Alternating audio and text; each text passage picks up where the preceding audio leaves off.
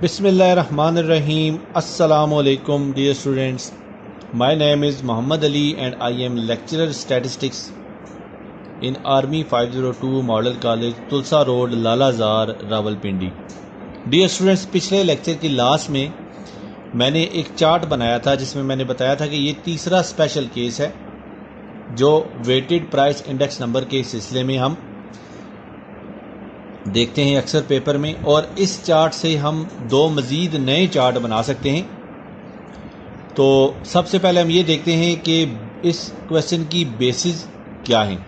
तो 1987 देखिए, यहाँ पे देखिए 1987 में जो वैल्यूज़ हैं वो सारी बेस की हैं। सो इसकी प्राइस को मैंने पी नॉट से ज़ाहिर किया है और क्वांटिटी को क्यू नॉट से रिप्रेजेंट किया है। इसी तरह जो 1992 है ये करंट ईयर है, तो इसकी जो प्राइस है उसको मैंने पी एन से डिनोट किया है और जो क्वांटिटी है उसको क्यू एन से डिनोट किया है। डियर स्टूडेंट्स, इस एक टेबल की मदद से हम दो मज़ीद नए टेबल बना सकते हैं और इस तरह बना सकते हैं कि उन दोनों से रिलेटेड न्यूमेरिकल हम सॉल्व कर सकें। अब हम वो दोनों टेबल्स में से सबसे पहला टेबल देखते हैं। अब देखिए 1987 में जो भी प्राइसेस थी वो इकट्ठी लिखते हैं। तो एक प्राइस 5 थी, एक प्राइस 8 थी और एक प्राइस 6 थी। और 1992 की जो प्राइसेस थी वो लिखते हैं। एक प्राइस 4 है, एक प्राइस 7 है और एक प्राइस 5 है। सिमिलरली क्वांटिटीज़ में 1987 की क्वांटिटी जो है, एक क्वांटिटी 10 है, दूसरी क्वांटिटी 26 है और तीसरी क्वांटिटी 13 है। इसी तरह 1992 में एक क्वांटिटी 12 है, एक क्वांटिटी 27 है और एक क्वांटिटी 14 है। अब जो प्राइसेस हैं वो 1987 की, क्योंकि हमने इसको बेस बनाया है, तो ये होगी पी नॉट, और 1992 की जो प्राइस होगी वो होगी पी एन। इसी तरह जो क्वांटिटी है वो होगी क्यू नॉट और 1992 की जो क्वांटिटी है वो होगी क्यू एन। तो ये हमारा पहला चार्ट है जो हमने ऊपर जो टेबल है उसकी मदद से बनाया है। तो अब हम दूसरा चार्ट देखते हैं कि वो कैसे बनेगा। तो अब हम दूसरा चार्ट बनाते हैं। 1987 की जो प्राइस है वो लिखते हैं। तो ये है 5, 8 और 6। और 1987 की जो क्वांटिटी है वो लिखते हैं। क्वांटिटी है 10, 26 और 13। इसी तरह 1992 की जो प्राइस है वो बनेगी 4, 7 और 5, और जो क्वांटिटी है वो बनेगी 12, 27 और 14। अब डियर स्टूडेंट्स, हमारे पास दो चार्ट्स आ गए हैं, जैसा कि आप देख सकते हैं। ये दो चार्ट जो हैं ये हमने एक तीसरे चार्ट जो मेन चार्ट है इसकी मदद से बनाया है। तो एक चार्ट हमारे पास ये है और दूसरा चार्ट हमारे पास है ये। अब ये जो हमारे पास सेकंड चार्ट है, ये सेकंड चार्ट हमने पहले सॉल्व कर लिया है, और ये जो फर्स्ट चार्ट है ये मैंने आपको असाइनमेंट दी थी और कहा था कि आप इससे रिलेटेड क्वेश्चन सॉल्व कीजिएगा। तो अब हम इस चार्ट को सिलेक्ट करेंगे और इसको सॉल्व करेंगे। जो सेकंड चार्ट है इसका बता दूं कि 1987 की जो प्राइस होगी वो होगी पी नॉट और जो क्वांटिटी होगी वो होगी क्यू नॉट, और 1992 की जो प्राइस होगी वो होगी पी एन और जो क्वांटिटी होगी वो होगी क्यू एन। तो अब हमने ये चार्ट सेलेक्ट कर लिया है। तो अब हम इस क्वेश्चन के सलूशन की जानिब मूव करते हैं। अब हमने जो चार्ट सेलेक्ट किया था हम उसकी वैल्यूज़ लिखते हैं। तो ये वैल्यूज़ थी हमारे पास 5, 8 और 6, 4, 7, 5, 10, 26, 13 और 12, 27 और 14 के। तो हमारे पास जो प्राइसेस हैं वो होंगी पी नॉट, पी एन और क्वांटिटीज़ होंगी क्यू नॉट, क्यू एन के। डियर स्टूडेंट्स, हमें जो वैल्यूज़ फाइंड करनी है, अब हम उन वैल्यूज़ को देखते हैं। तो हमारे पास सबसे पहली जो वैल्यू है वो है पी एन क्यू नाट, यानी कि हम इन दो कॉलम्स को आपस में मल्टीप्लाई करेंगे तो हमें जो वैल्यूज़ हासिल होंगी वो हम इस चार्ट में लिखेंगे।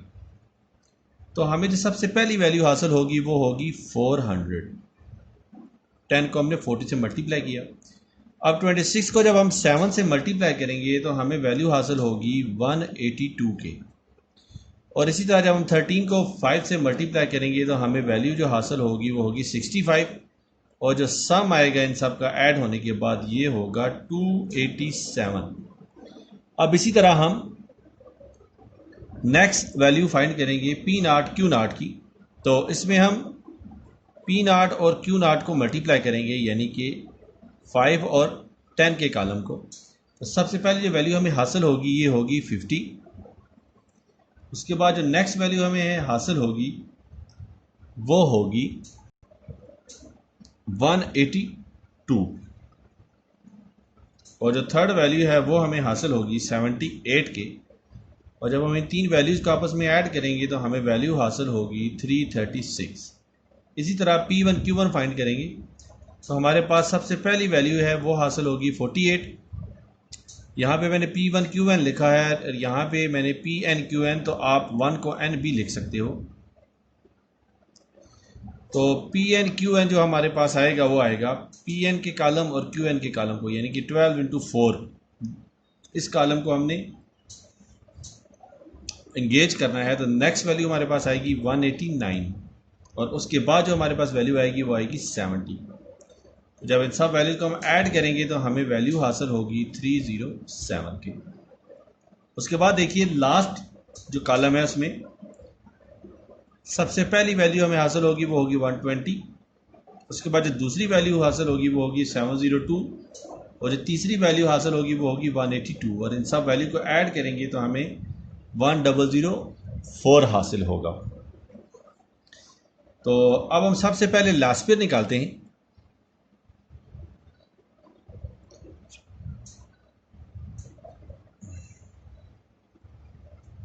लास्ट पेयर के जो प्राइस इंडेक्स है इसका फार्मूला है summation P N Q naught is divided by summation P naught Q naught is multiplied by 100, यानी कि 287, क्योंकि पी एन क्यू नॉट का जो सम है वो 287 है, is divided by summation P naught Q not, और पी नॉट क्यू नॉट का जो सम है वो है 336 इज मल्टीप्लाइड बाय 100। तो हमें वैल्यू हासिल होगी 85.41 के।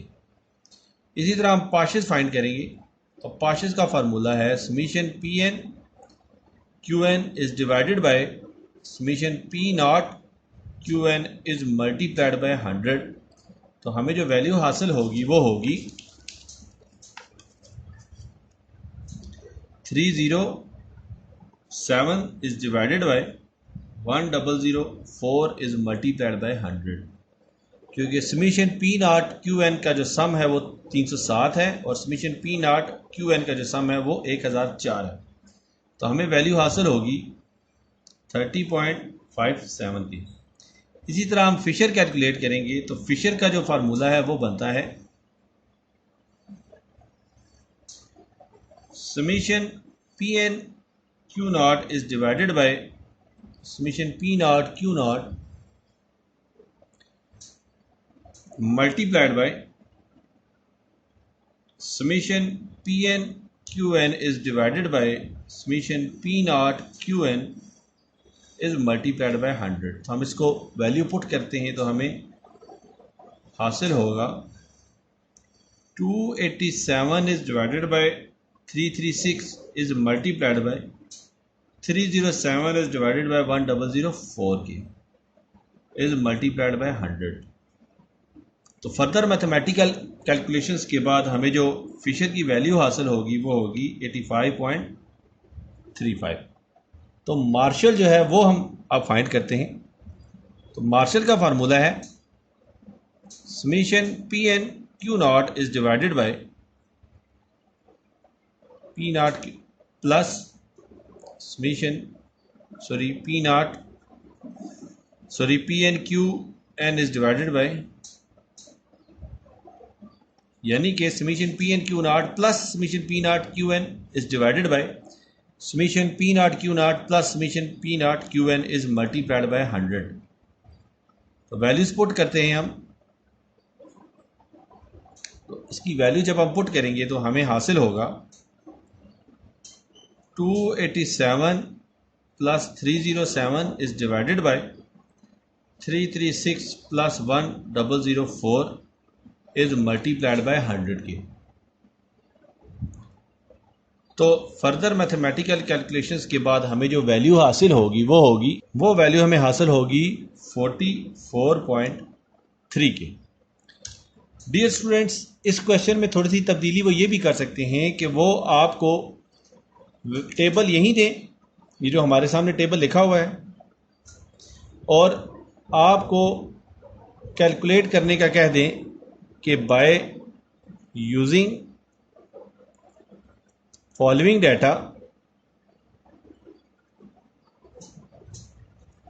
Calculate Fisher's ideal index number and verify that Fisher is equal to under root last pair into Parshes। तो आप क्या करोगे, आपने हाल ही ये फार्मूला लगा के लास्ट पेयर और पार्शेस नहीं कैलकुलेट करना। आप इसके लिए फिशर अलग कैलकुलेट करोगे, लास्ट पेयर अलग कैलकुलेट करोगे और पार्शेस अलग कैलकुलेट करोगे, और उसके बाद इन तीनों को प्रूव करोगे कि आया हमारे पास ये जो वैल्यूज़ हैं ये ठीक थी जो हमने कैलकुलेट की। कैसे? जैसे कि देखिए, हमने फिशर जो है वो कैलकुलेट किया है 85.35 की, और हमारे पास जो लास्ट पेयर की वैल्यू है ये आई है 85.41 की, और जो पार्शेस की वैल्यू है ये हमारे पास आई है 30.57। तो आपने इन वैल्यूज़ को फार्मूले में पुट करना है और उसके बाद इस क्वेश्चन की वेरिफिकेशन करनी है। तो डियर स्टूडेंट्स, हमारा लेक्चर आज इतना ही है।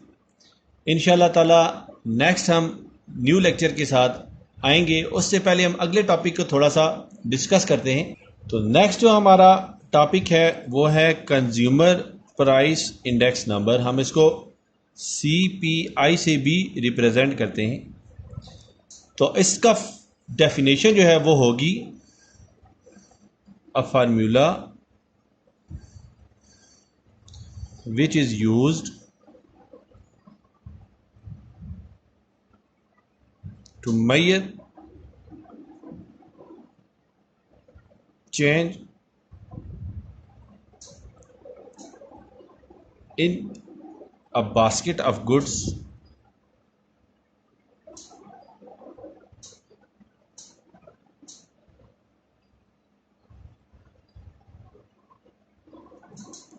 with respect to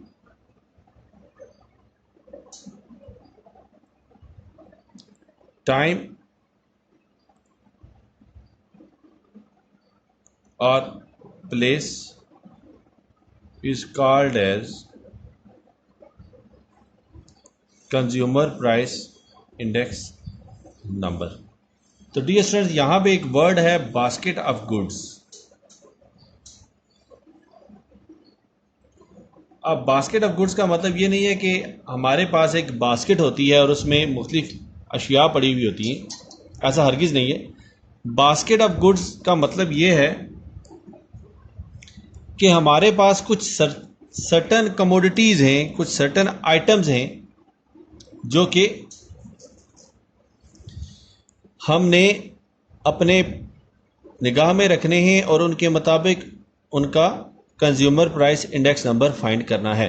और consumer price index number find करने के लिए सबसे ज़्यादा इम्पॉर्टेंट ज़रूरी है कि आप जो प्राइसेस लेंगे उसकी, आपने जो प्राइसेस लेनी है वो प्राइसेस होंगी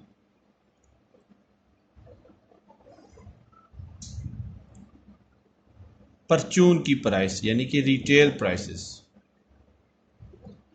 और जिस लोकेलिटी का आपने consumer price index number calculate करना है, ये प्राइसेस वहाँ की रिटेल शॉप से ही कैलकुलेट की जाएंगी।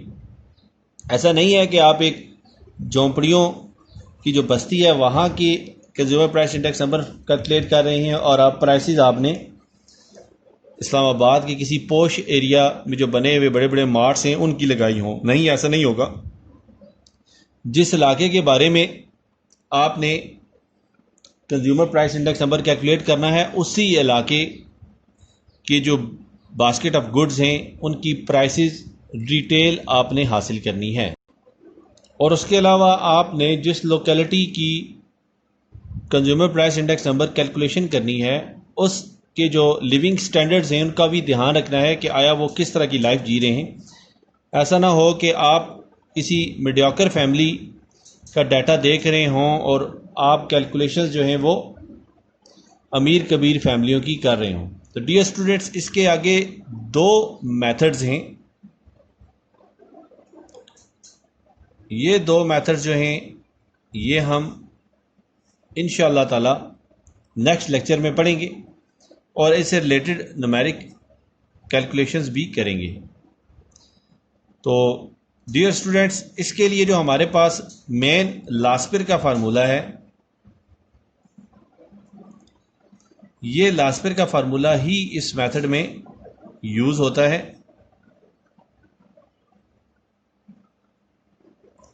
इसी को अल्ट्रेशन की जाती है इसी में, और ये जो दो मेथड हैं हम उसको यूज़ करते हैं, इसी फार्मूले को यूज़ करते हुए वो मेथड की कैलकुलेशन करते हैं। तो इंशाअल्लाह ताला जब नेक्स्ट लेक्चर हमारा आएगा तो हम कंज्यूमर प्राइस इंडेक्स नंबर को मज़ीद डिटेल में पढ़ेंगे और उसके अलावा इंडेक्स नंबर की जो थ्योरी रह गई है हमसे डिस्कशन के लिए, उस थ्योरी को डिस्कस करेंगे। डियर स्टूडेंट्स, दुआ में याद रखिएगा। अल्लाह हाफिज़। अस्सलामु अलैकुम।